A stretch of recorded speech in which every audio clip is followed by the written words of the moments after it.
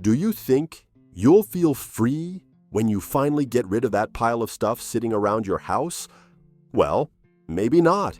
I'm the facilitator, and today I want to tell you 5 hard truths about decluttering and letting go. Things almost no one talks about, but that you need to hear before you start. These truths can save you months of frustration and help you avoid falling into the same trap I did when I decided to change my life a few years ago. A lot of people think decluttering is just about organizing the house. But the truth is that it stirs up something much deeper: memories, guilt, how we deal with loss, and even how we see ourselves. I know that because I've been through it. I had packed an entire lifetime into a small space. Childhood memories, inherited family objects, things I swore I'd use someday. And that day never came. Over time, I realized the problem wasn't the mess. It was what was behind it. So if you're about to start this journey of letting go, get ready. What I'm about to tell you can completely change how you see your belongings and maybe even your own story. The first hard truth is that decluttering by itself doesn't solve anything. It's like trying to fix a broken leg with tape. Many people go on a cleaning spree, fill bags for donation, feel that temporary lightness, and shortly after they're back at the mall filling their carts with useful things that will only take up more space. That happens because decluttering is only 30% of the process. The other 70% lies in something almost no one talks about: what you do after you get rid of the excess. There are 4 pillars that sustain a truly light home: what comes in, what goes out, the systems that keep things running, and your mindset. If one of those pillars is off balance, everything collapses. There's no point throwing things away if you keep bringing more in. There's no point organizing if your way of thinking stays the same. Think about it. What enters your home more often? New stuff or free space? The second truth is that everything is hard. You just have to choose your hard.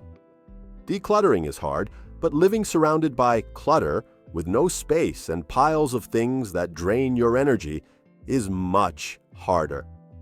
Studies show that disorganized environments trigger a constant state of stress in us, as if our bodies were always on alert. And if your clutter comes from a consumption pattern, from trying to soothe emotions by buying, it's even more serious. Changing consumption habits hurts. Resisting the urge to buy is difficult, but it's even harder to live with the guilt, the weight, and the debt from spending money on things you didn't even need. It's the old battle between instant gratification and lasting well-being. How many times have you bought something just to feel a brief sense of relief? That now everything's fine feeling that lasts 2 days and disappears. I had to face that myself. I created a consumption impulse journal where I write down every time I feel like buying something. Just by observing my patterns, I managed to save half my salary in 1 month. That's when I realized decluttering starts in the mind, not in the closet. The third truth is harsh but liberating. You are not your things. And no matter how sentimental an object may be, it doesn't carry the essence of the person or the moment it represents. Seeing entire collections being donated, bells, statues, travel souvenirs can make your heart ache.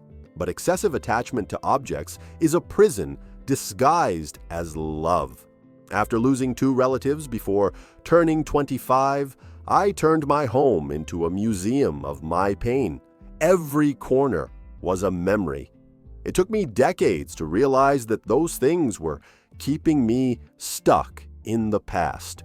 Holding on to everything in the name of other people's memories was a way of not living my own present. Our things should serve us, not the other way around. If something isn't good for you and doesn't serve a purpose, why is it still with you? Are you holding on to memories or to burdens? The fourth truth is perhaps the hardest of all. Nobody wants your stuff. There's an entire generation of people discovering that their children don't want to inherit the furniture, collections, or silverware. Sentimental value isn't transferable.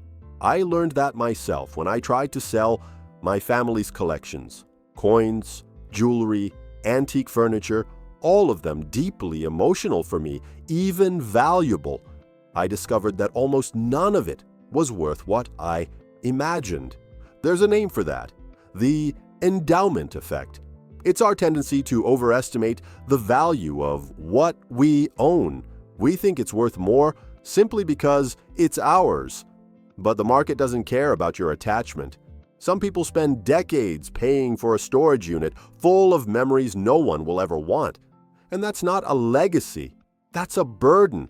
Holding on too much is a silent way of imprisoning the past and postponing the future. So if nobody wants it and you don't use it, why is it still there? Donating, selling, or even throwing away? Any of these options is better than staying a hostage to what no longer serves a purpose in your life. And the fifth truth is simple but powerful. There's no magic secret to decluttering. Methods, gurus, and lists can help, but none of them will work if you don't act. It's not about finding the perfect technique. It's about starting, even if you don't know everything yet. You can use boxes, categories, minimalist rules. It doesn't matter. What matters is doing. What separates you from the lighter life you want isn't lack of information. It's lack of action. The obstacle between you and your potential isn't lack of ideas. It's lack of execution. How many times have you spent hours researching the right way instead of just starting? How many times have you waited for the perfect moment that never came? Decluttering doesn't require perfection. It requires presence. 15 minutes a day can be enough to change the rhythm of your home and your mind. Maybe the most freeing realization is that decluttering isn't an event. It's a lifestyle. It's about caring for the energy that flows through your space and choosing every day what deserves to remain in it. But to do that, you need to face what we avoid the most, the reason why we feel we need certain things so badly. Do you buy because you need something, or because you miss what that object promises to fill? Do you keep things because they're useful, or because you're afraid of forgetting? These questions are uncomfortable, but it's only when we start asking them that decluttering stops being about drawers and starts being about who we are. Yes, it's painful. You'll open boxes you haven't seen in years, find memories of people who are gone, feel anger, sadness, maybe guilt. But you'll also feel lighter. You'll breathe better. You'll realize that your physical space reflects your emotional space. When you allow yourself to release what no longer serves you, you make room for what truly matters to enter. I know this process seems scary. It's like climbing a mountain knowing that at the top, you'll find a version of yourself that doesn't need as much, and she'll look back at you with gratitude. Don't wait for the perfect day or the perfect method. Start now with what you have. Open a drawer, a box, a folder. Choose one thing to let go of. Decluttering isn't about losing.